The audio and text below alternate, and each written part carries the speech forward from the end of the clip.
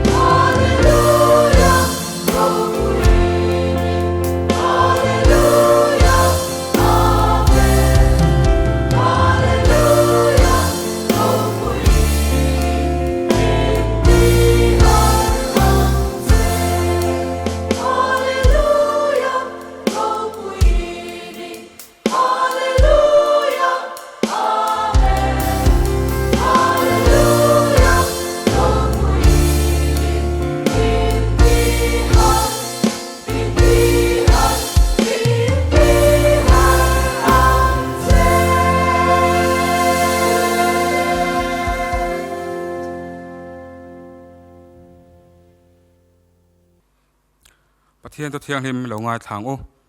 lalpa fakra o lalpa chu fakra o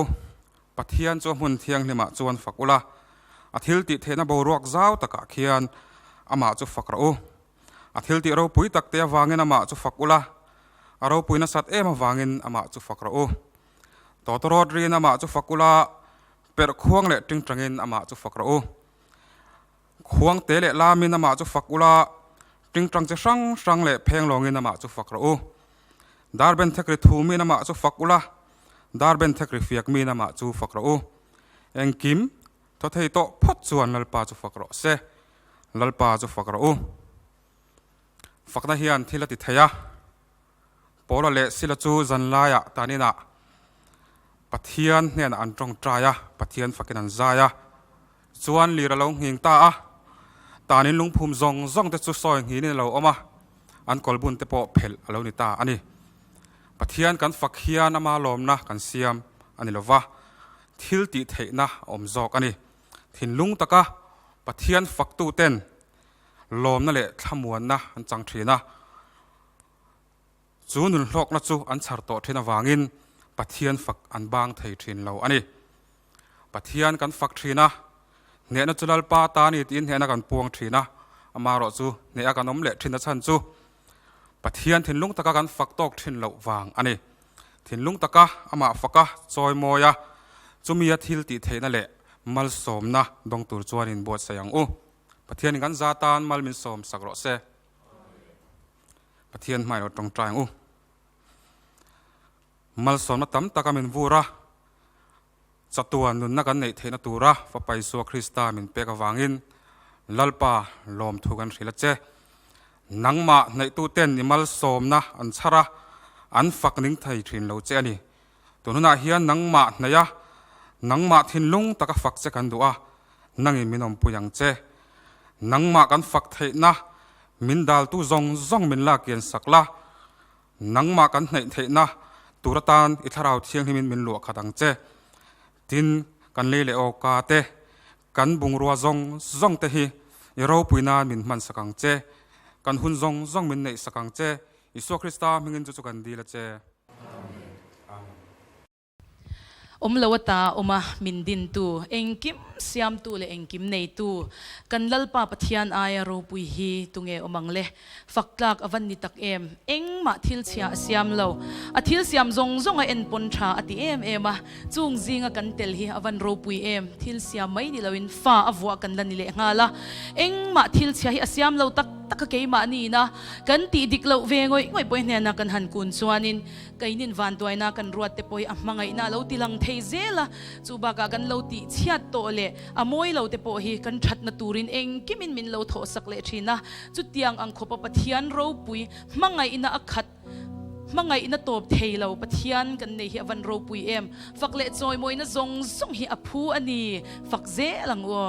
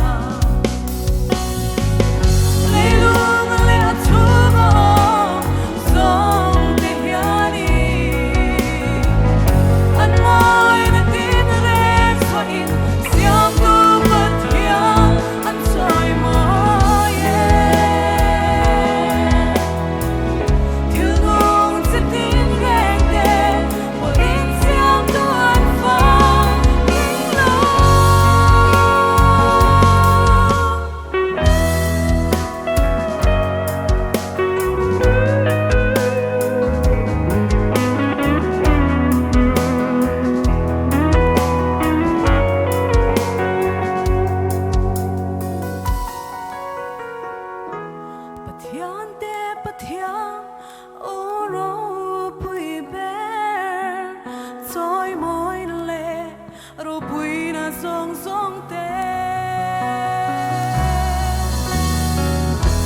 sa tua ni ni kan ni phan te kai phara lei lung ma than siam tu pa pathia ini sia siam tu pa pathia ini sia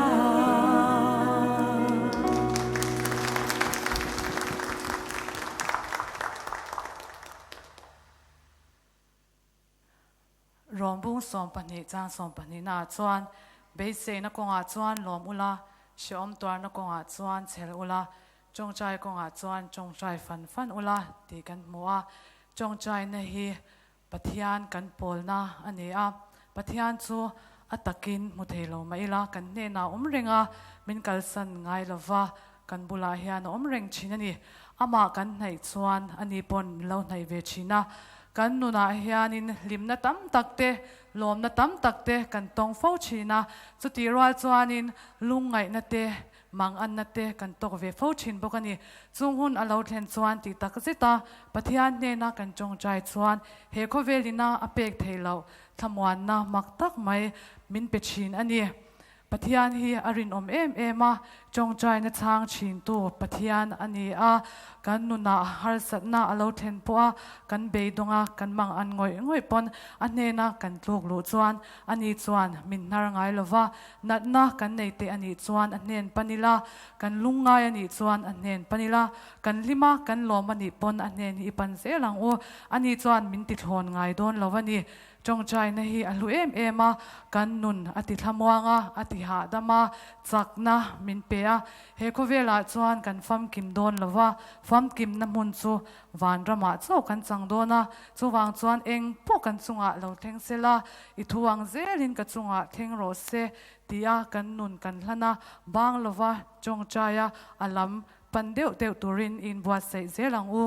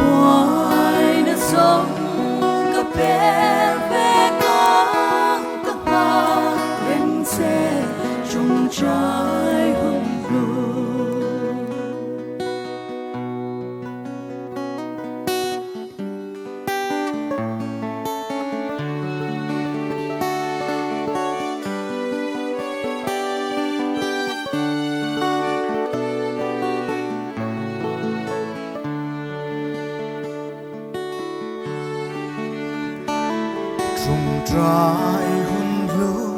trong trái hun lu cho toàn in loang bana ka kal bis ka tang chi ka khen khen in nem zero ka khen ma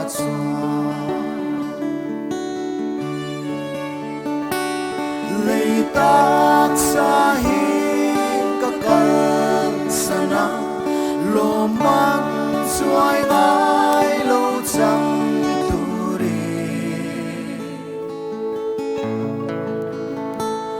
vạn chúng sang khi các hen hôn gió trong trái hôn lu các mãi tổ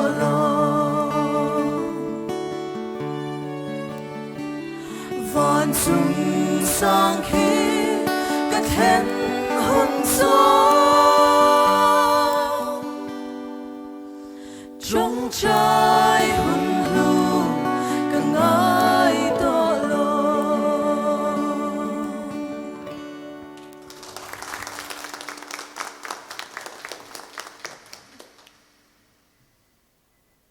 Van chung sang khi ka thlen hun chuan trong trai hun lu ka ngai to long vana chuan trong trai ngai to don lova chandam tu min mangai tu lali suwa kristanen atakin kanin pomchil to dona kanin be to dona ni tuna chau hian leya kan om hun chung chau hian in kan trong trai thei to dona wangin tharau thiang hlim ne na in pol nun trong trai nun kan ne hi avan lu in avan trul te reng em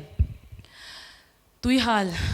re lau hi avan she tak kan tlan ha em kan tui lau hala ta chuanin tui in tur kan hmu lok lo phei chuanin a she ani eng wangin nge rui lo boya te kan tan thin en wangin nge mei chiat mi patna te sum le san na khovel sum le san na te kan tlana amai ro chu du khop reng hi lo he khovela hanin atok to sumpo ka nei tok to eti hi an omlo tuna Bill Gates kan ti te le mun sang sanga khovel ram changkang zo ka po mi hausa kan ti te pon ka du to ke an tilo nei bel zealand du engwangin nge kan tui halani kan tui hal re na hilal iswa ani ti hi kan shiat lo wang ani lal iswa krista nei tu te chuan lal iswa hianin an mamo chan na fam ki ma omani ti an shia chu van chuanin an tui hala lo re to thina lal iswa hian mangai na fam kim an lo hu thina ni bible sang helai hebrai bung som pakat chang som ni palina rin na in mausia chuan lo puitlin hnu khan faro fanua fapa avwa adu lava re lo te atan swal nom na hlimpui ai chuan pathian mi te ne na ti du da tuar thlang ta zoka krista an hu sit na chu ai gupta ram ro te ai chuan sum ro pui zoka arwata loman pek tur chu athlir thin awangin mausia faro fanua fapa avwa adu lo pathian hmu chian to awangin reilo te atana swal nom na ai chuan trap chunga lal iswa krista niak nungzuin nun na cross kong hi kan thangzel tur ani lal iswa krista chau hi kan tui hal re na fam kim ani si a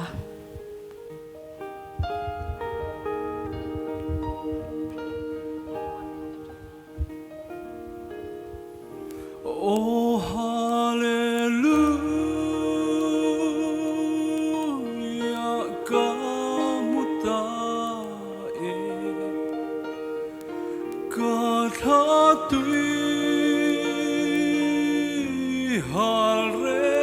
na chu trian rin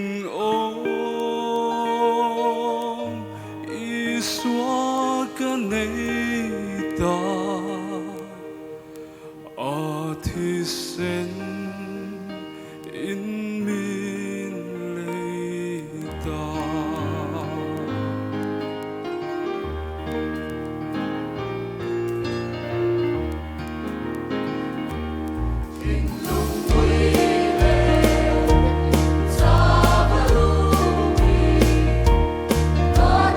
Ra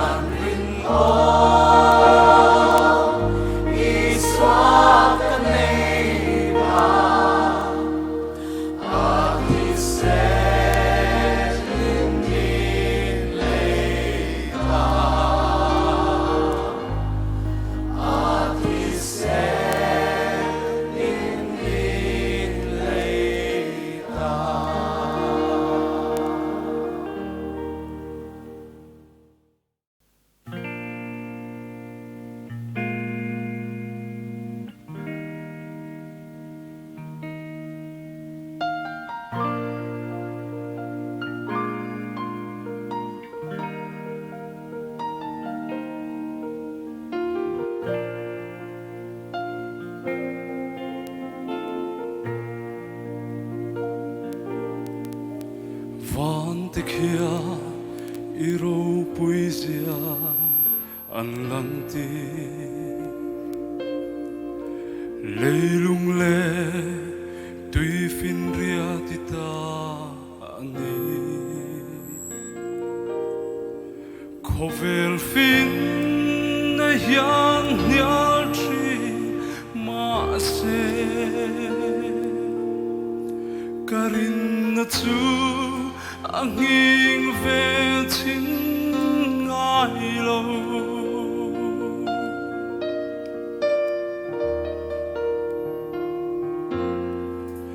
ka pathia ai ro pui an om lo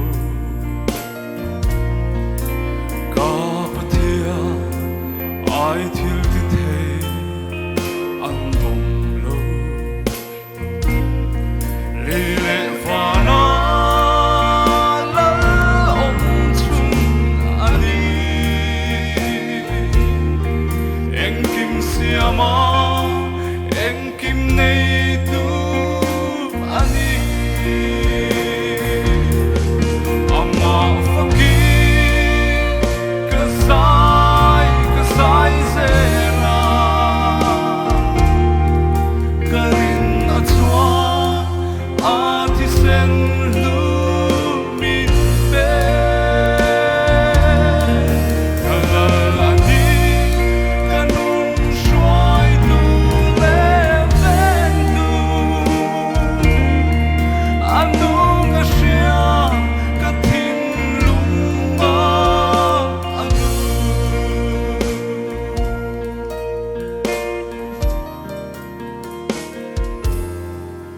ka in Trin pathian fa kani hi aman eng kim a min shia ti ka shia kanun na ka kong shwai tu ro pui kanun lai mu ka in na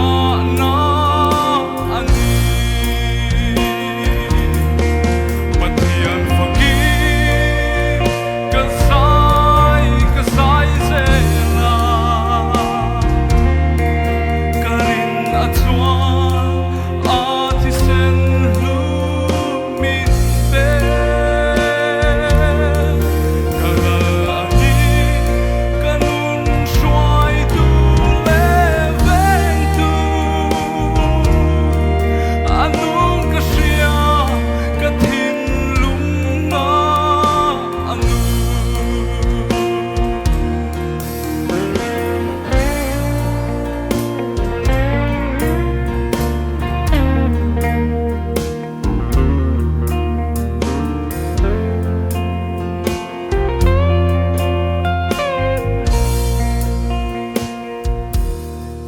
karin na hi nang maatsaw aon kadu zo zong zong nei tu ini a ka shi chiang ka mu ka tem bok tri kovel mamo eng kim chan na ani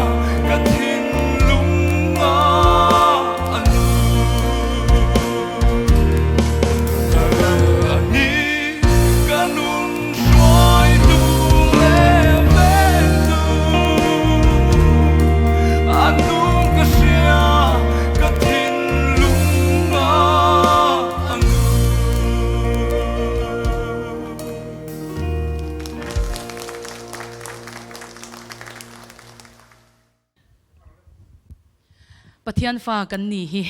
in chuan na tham avani te reng em leile van le achunga thil om zong zong hun te pathian tlai ve ngai lo pathian engkim ti thei kan pathian ani mai ba ka fa ti in min la ko le ngala lalpa hi a hret chiang a piang ten an chuanga ke po hian in ke ka chuang em em a thil pakhat kan soi du sham chu pila takha van doi ke ti engatinge ti chuanin kai sara thian ni lo kha hlawa kai sara thian ni lo hlaw wang me khan lal iswa kha apeta ani kha ke ni hianin khovel thian ni kan hlo awangin lal iswa hi kan shalve don lo ti hi tun huna hianin in shil non le fo ila engkim dang zong ai hlu chu lal iswa krista he engkim nei tu fa a min wa tu kan pa pathian nge hi ani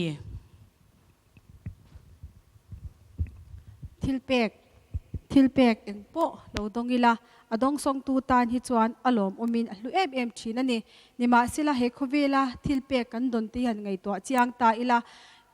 thil che thei dai rei lo tak mai ani a amai ro chu pathian he na tanga thilpek kan don ve thung ero hi chuan top chin anei lawa a cheve mai thei lawa thilpek zong hlu ber le ro pui ber ani a chu afa pamal nei chun lali swa krista hi ni a chu lali swa krista zara chuan ke ni mishingte swala tluto boral mai turten chatuan nunna kan lo nei ta ani avaro pui tak em pathian hi mangai pathian ani a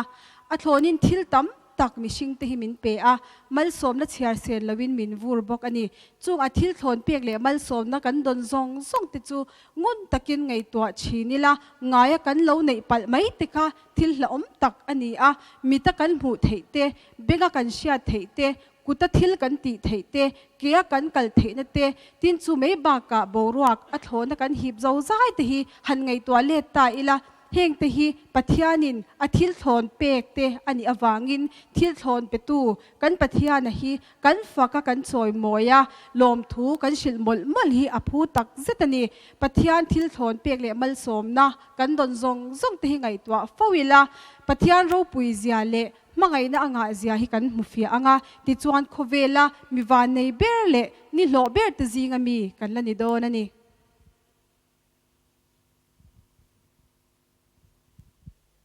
Hãy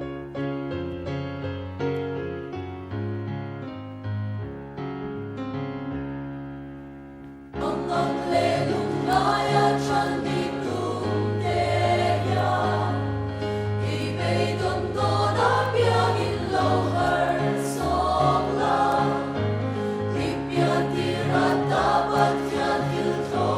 lỡ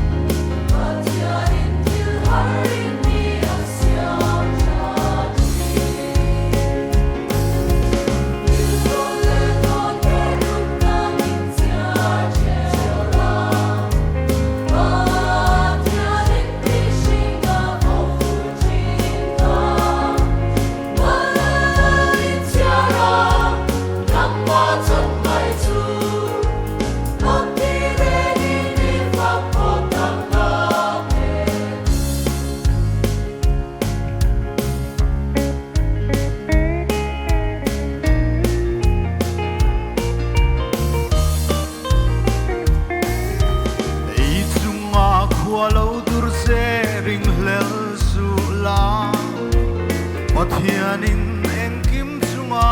ruwa rela khodur khothiang nen le lo trasi nishing siam chatnan khodur amaya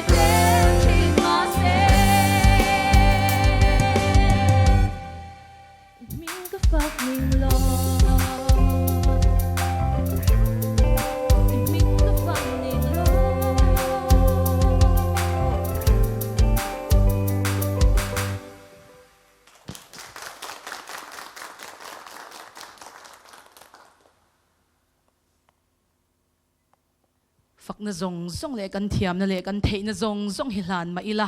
kan fak tok thei don si lo fak hi aphu si a lalpa hian kan ta na thatur chau hian kan chunga ro rela kan that lo na tur mo kan ti le kan han ti tau ngong te po hi kan that na tur zok zel hi lo ni a thil pakhat pathian manga ina ka shiat ve na pakhat ka soilok du a chu wa pakhat hi ka nei ve a ka mangai em a zingkar ka thove le te hianin ka wa pa hi ka mudu thina amulai te hi ka ena ka thir ngoi a mel tha hi ka ti ani ka leng chua ka wa pa no ma ti ve don tin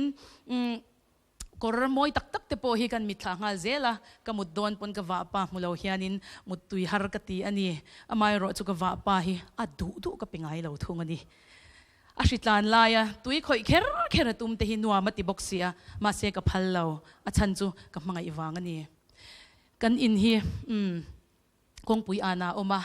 amaro chu ge thi kan kal tlata a chan chu ka wa pa hi watlan chu achinga adu ang takin watlan chu atirila motor tenan sulum the chu wan chuan adu ang takin ka om tir lo ka manga iwang ani kan du tam takhi kan mulo eng wangin nge pathianin min manga iwang ani kan ta na lo thalo thina chu wan chuanin wan duaina mo kan ti te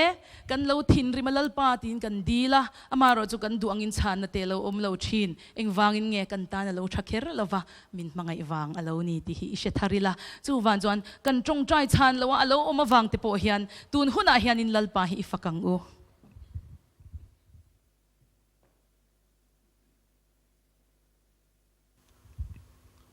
lali suat chuan thlamuan na ka hnut chia cheu keima thlamuan na ka pe cheu khovelina pek angin ka pek lo cheu hi tin johana bung som pali chang som ni pasaria kan hmuwa engela li suan khovelina pek ngai lo thlamuan na min pek chu lali suan khovelina a pek ngai lo thlamuan na min pek ro pui zia hi kan ngai tu thinem khovel ram ro pui tak ten ral thuam lom pui an siam chuaka chu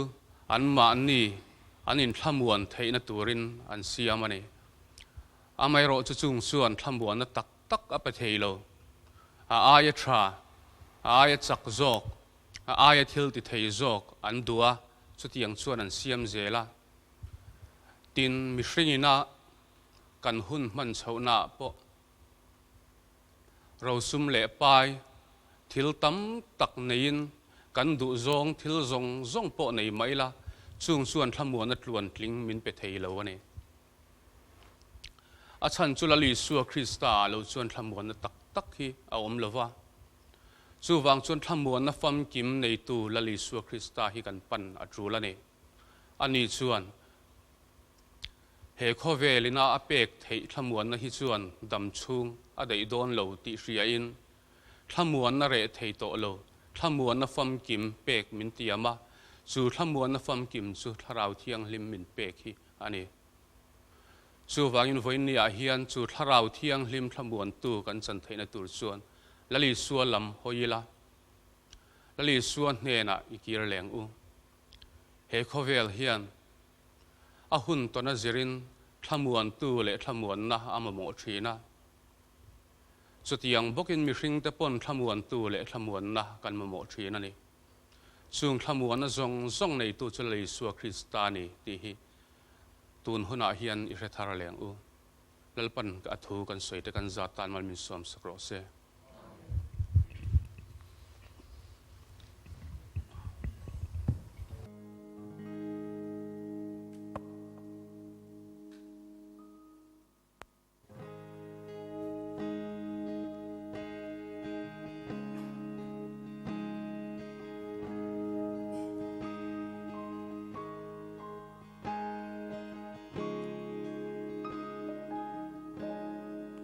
Riatsian na lube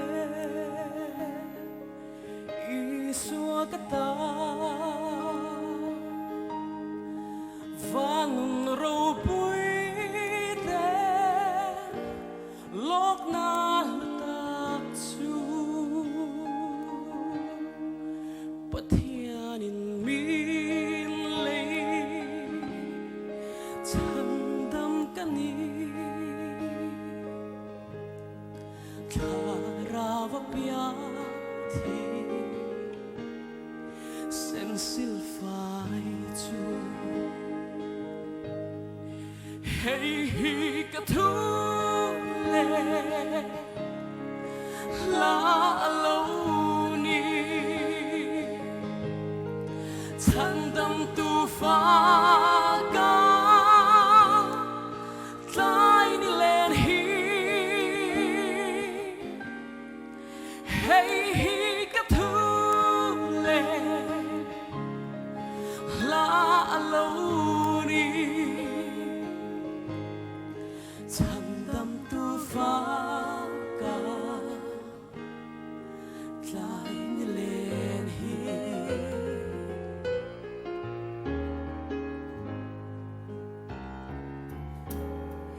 yên pek na kim ma long ma kim shi roi khom hun tur thi lok na sang ve za ngày na thăng kho ma ngày thu ru min ron khen ve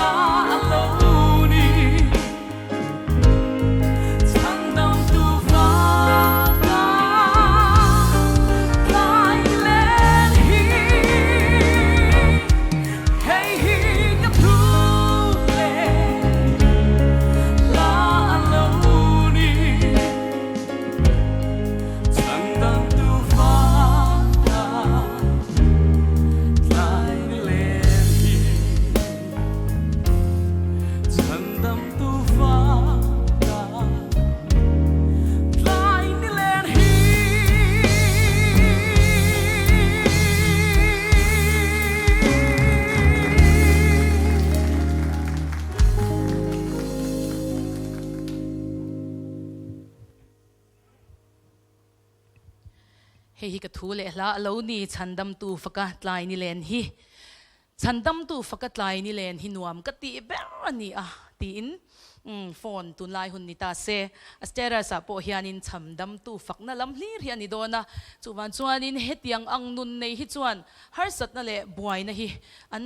en lian vak don lova chuwan chuan chung po chuan an nun hi ati buai phadon lo ani a lalpa kan lom na chu kan chakna ani si a chuwan chuanin lalpa fak hi kan chakna alo ni ber mai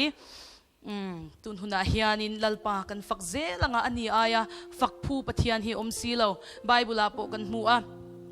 sola ka chunga khan ram huai aluta lal davida shiak thi to si kha tlom taka o mangai si a ta chuanin fein chhun hlum te atuma amaro chu lal davida chuan lalpa fakin a per khuang nen azaya sola ka chunga ram huai te chu an tlan chuak dor angkhan fakna thil ti theina kan muzel dona kan nuna po lalpa kan fakanga phuarna chi sang le min del bet tu hi lalpa fakna hianin atikiang dona phuarna zong po phelina om dona ni keima nia po hianin lom thu ron soi thin le a ron fak thiam te hi chu kan lom thin ang hian lalpa po hi biak dan fu deuh hi omaniang a lalpa fak na sa te hian mal som na te po hi andong na sa ni in alang ani lalpa hi tun huna hian hei ai na sa in kan thei pa topin to turot anga o chwa in ifak zelang u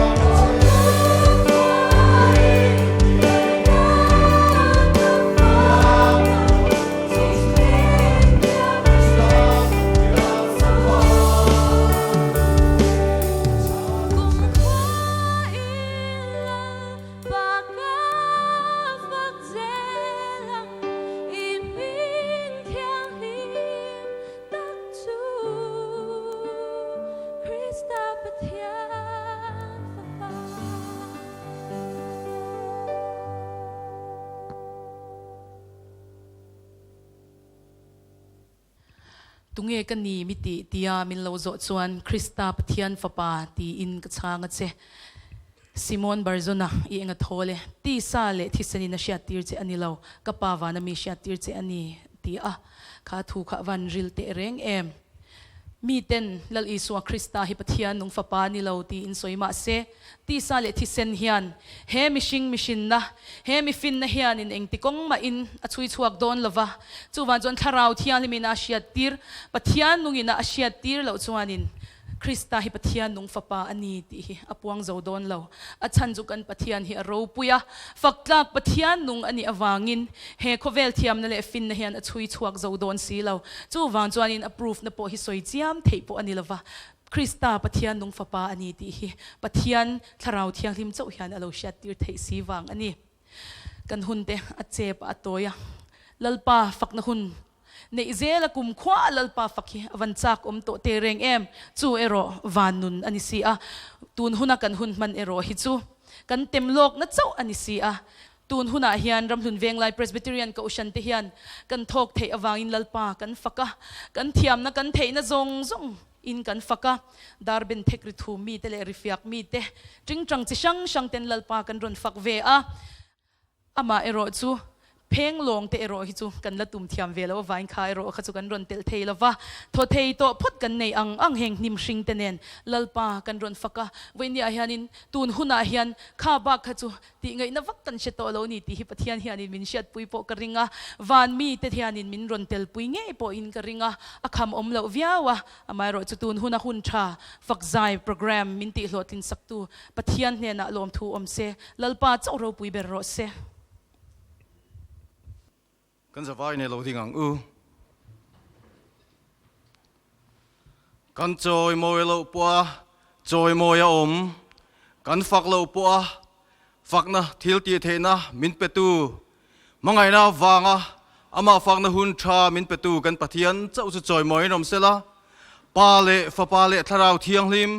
pathian eng kim ti the om pui na le kai hruai na chu ama fak du tu te zong hne na le tu na le cha tuan thlengin lom zel ro se